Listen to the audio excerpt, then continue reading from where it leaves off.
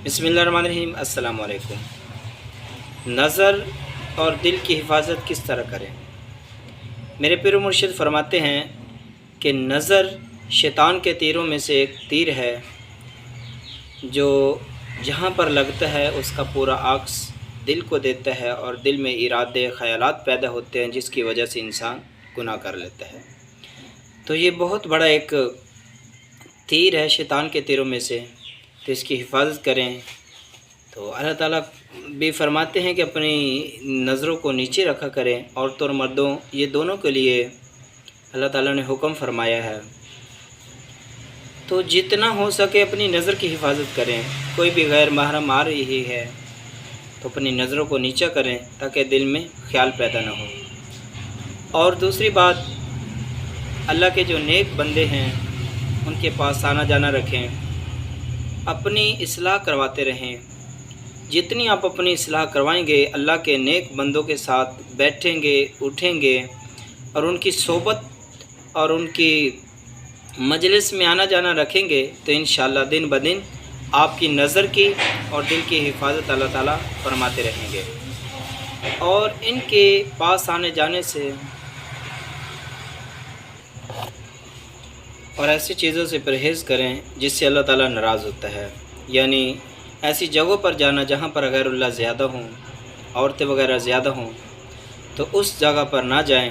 अगर आप नहीं रह सकते तो उस जगह पर जाएं और अपनी नज़र नीचे रखें ताकि अल्लाह ताला हमें इस गुनाह से महफूज रखे और हमारे दिल में कोई ऐसा ख्याल ना आए। जब तक हम अपने दिल को साफ़ नहीं रख सकते, साफ़ नहीं करेंगे, तब तक अल्लाह और उसके रसूल की और नेक बंदों की मोहब्बत हमारे दिल में नहीं आएगी। ये पक्की बात है। कोशिश करें अपने दिल को साफ़ रखें। रात को जब सोएं तो सबको माफ़ करके सोएं। अपने दिल में अल्लाह और अल्लाह के नेक बंदों की मोहब्बत अपने दिल में रखें ताकि जब हम नेक अमाल करें तो उसमें हमारे पीर मुर्शिद तो यहाँ तक फरमाते थे कि फरमाया कि जो इस ज़माने में अपनी नज़र और दिल की हिफाजत करता है वो इस ज़माने का वली है। ये छोटी बात नहीं है, बहुत बड़ी बात उन्होंने की है माशाल्लाह।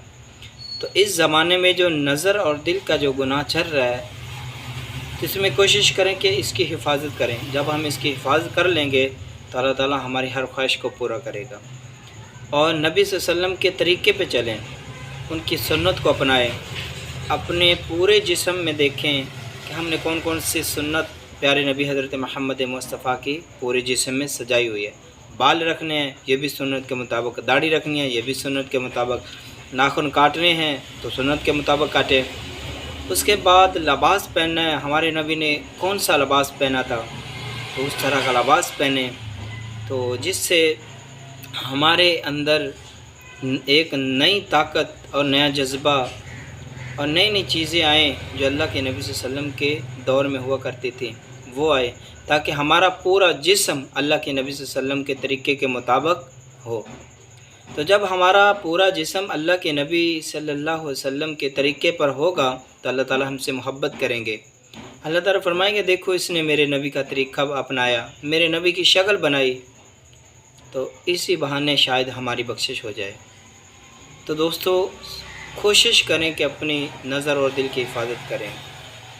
जितना हो सके इसकी हिफाजत करेंगे हम तो इंशाअल्लाह अल्लाह ताला हमें दुनिया में भी कामयाब फरमाएगा और आखिरत में भी, और हमारी दुनिया में भी इज़्ज़त होगी और आखिरत में भी। ठीक है दोस्तों, इंशाअल्लाह आगे मिलते हैं एक नई वीडियो में। तब तक के लिए अल्लाह हाफ़िज़।